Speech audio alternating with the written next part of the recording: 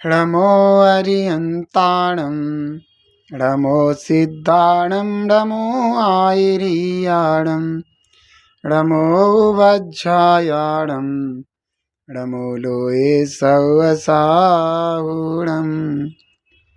बोलो 24 तीर्थंकर भगवान की, पंच परमेष्टि भगवान की, जिनवाणी माता की, गौतम गणधर देव की, आचार्य श्री कुंद कुंद स्वामी की, आचार्य श्री शांति सागर जी मामनी राज की, आचार्य गुरुदेव श्री धर्म भूषण जी मामनी राज की, आचार्य श्री सम्यक्त भूषण जी मामनी राज की, आचार्य श्री भूषण जी मामनी राज की। हमारे सामने महान स्तोत्र भक्तामर स्तोत्र विराजमान है, जो कि आचार्य श्री मानतुंग स्वामी के द्वारा लिखा हुआ है। आचार्य भगवान ने इस स्तोत्र को अपनी आत्म शांति और आत्म लाभ के लिए लिखा था।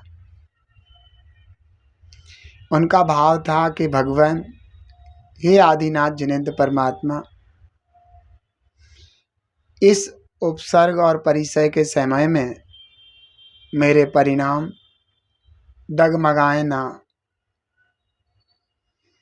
मेरे अंतरंग में जैन धर्म के सिद्धांतों की वृद्धि होती चली जाए, अर्थात जैन धर्म के सिद्धांत मेरे आत्म शांति में कारण बने।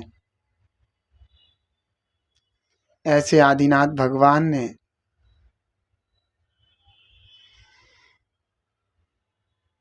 जो तप करके आत्मलाभ प्राप्त किया था, वही आराधना, वही तप मानतुंग स्वामी अपने जीवन में चाहते थे।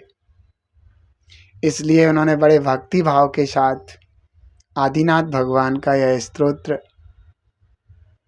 अपने जीवन में निखार के लिए प्रकट किया, और वह स्तोत्र आज तक अनेकों भव्य प्राणियों के लिए एक सुख शांति और पाप कर्म की निजरा का कारण बना हुआ है। आज 15वां श्लोक है। आचार्य भगवान मानतुंग स्वामी इस श्लोक के माध्यम से क्या कहना चाहते हैं, यह बात हम सब लोग अच्छे से समझेंगे। चित्रं किमात्र यदि ते त्रिदशांगनाविर्नीतं मनागपि मनो न विकार मार्गम कल्पांतकाल मरुता चलता चलेन किं मंदराद्रिशिखरं चलितं कदाचित। आचार्य भगवान कह रहे हैं, आहा,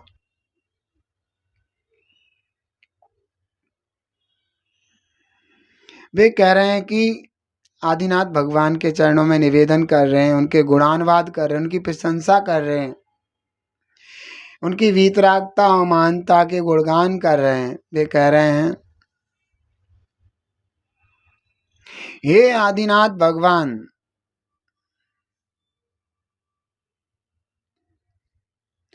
यदि ते मना, यदि आपका मन त्रिदशांग नाभि, देवों की सुंदर सुंदर देवांगनाओं के प्रति मनाक अपि, थोड़ा भी, विकार मार्गम ना नीतम, विकार मार्ग को प्राप्त नहीं होता, तो अत्र किम चित्रम, इसमें क्या आश्चर्य की बात है। हे आदिनाथ भगवान, देवों की सुंदर सुंदर देवांगनाएं आपके सामने नृत्य करके आपके गुणानुवाद कर रही हों, आपकी भक्ति कर रही हों, उनके सुंदर सुंदर शरीर आपके सामने हों और आपका मन उन्हें देख करके थोड़ा सा भी चलायमान नहीं हो रहा है, विकार को प्राप्त नहीं हो रहा है, तो इसमें बहुत बड़े आश्चर्य की बात नहीं है। क्यों? क्योंकि आप वीतरागी हैं। इसमें भगवान की वीतरागता की पुष्टि की गई है कि वीतराग क्या है, वीतरागता का लक्षण क्या है। तो इसमें यह समझना चाहिए कि बैरागी मुनिराज लोग जब सुंदर सुंदर देवांगनाएं आदि स्त्रियों को देख करके भी जरा से विकार मार्ग को प्राप्त नहीं होते, तो आप वीतरागी होकर के विकार मार्ग को प्राप्त कैसे हो सकते हैं? आप विकार मार्ग को प्राप्त नहीं है, इसमें बहुत बड़े आश्चर्य की बात नहीं है। क्योंकि उदाहरण दे रहे हैं बड़ा सुंदर। वे कह रहे हैं वे कह रहे हैं चलता चले न बड़े बड़े पर्वतों को चलायमान कर देने वाली कल्पांत काल मरुता, प्रलय काल की वायु, प्रलय काल की हवा या प्रलय काल की आंधी तूफान, किम क्या कदाचित कभी भी मंद्रादि शिखरम चलितम, सुमेरु पर्वत के शिखर को चलायमान कर सकती है? अर्थात नहीं। बड़े बड़े पर्वतों को उड़ा देने वाली वो वायु, जिसे प्रलय काल की वायु बोलते हैं।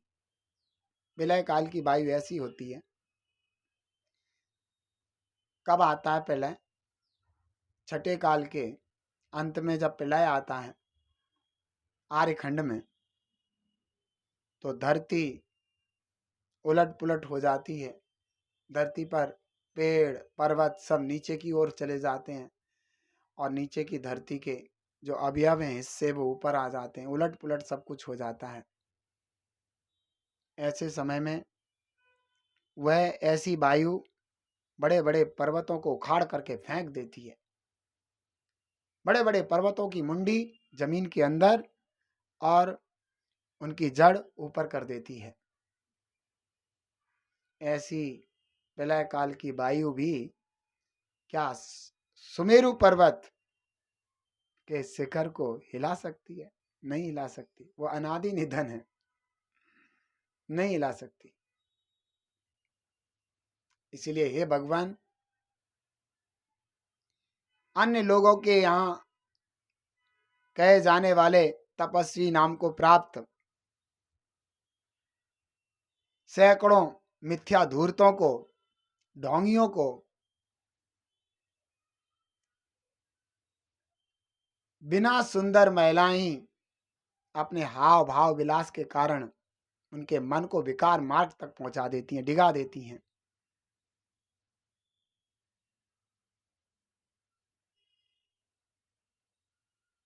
और आप तो वीतरागी हैं।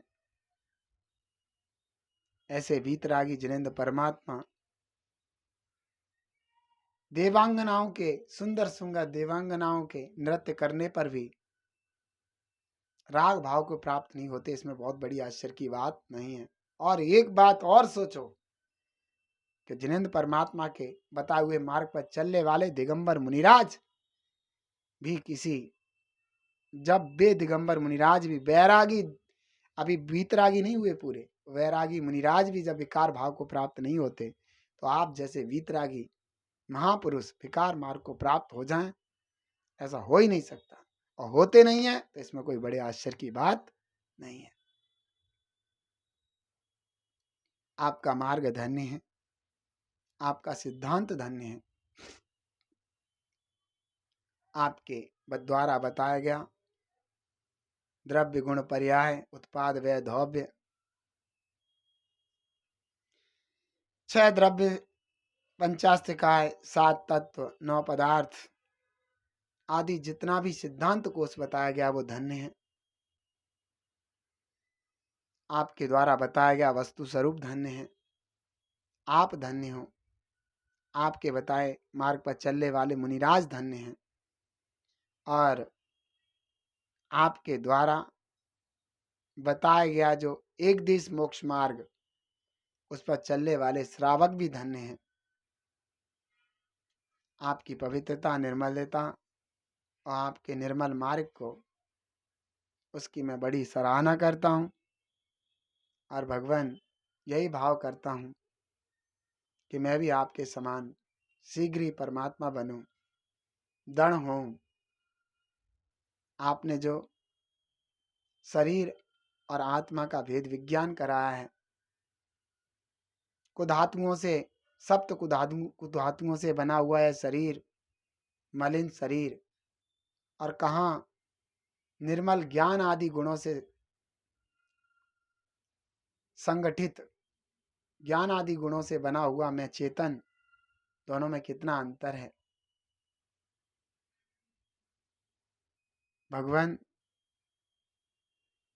एक बार बिस्टा और रसगुल्ला दोनों की अगर प्रतियोगिता की जाए तो एक बार को रसगुल्ला कुछ दिनों के बाद सड़ करके बिस्टा के रूप में प्रयुक्त हो सकता है, बिस्टा बन सकता है, लेकिन अनादिकाल से ज्ञानादि गुणों से सहित मैं चेतन इस सप्त कुधातु में शरीर के साथ संपर्क होता हुआ भी मैं कभी इस कुधातु रूप नहीं हुआ, शरीर रूप नहीं हुआ, ना हो सकता हूँ। ऐसे सिद्धांत का अनुभव करके मुझे अपने निज आत्मा की महिमा आए। मैं इस शरीर से भिन्न और शरीर से संबंध रखने वाले धन दौलत रुपया पैसा या घर मकान माता पिता दादा दादी बहन भाई आदि जितने भी पति पत्नी भाई पुत्र आदि जितने भी हैं, इन सब से भिन्न निज आत्म स्वभाव की ओर लगूं जो मैं स्वयं हूँ। जब शरीर ही छूट जाता है तो ये सब शरीर के साथ संबंध रखने वाले क्यों नहीं छूटेंगे। सो मेरे अंदर मेरे निज आत्म तत्व की महिमा है जो मेरे से अनादि से लेके आज अनंत काल व्यतीत हो गया। मैं मेरे से कभी जुदा नहीं हो सकता। जब जुदा नहीं हो सकता तो मेरे आश्रय से सच्चा सुख प्रकट होता है। तो मैं अपने निज आत्मा का आश्रय लेकर के भगवान बनूं, इसी भावना के साथ। ओम नमः।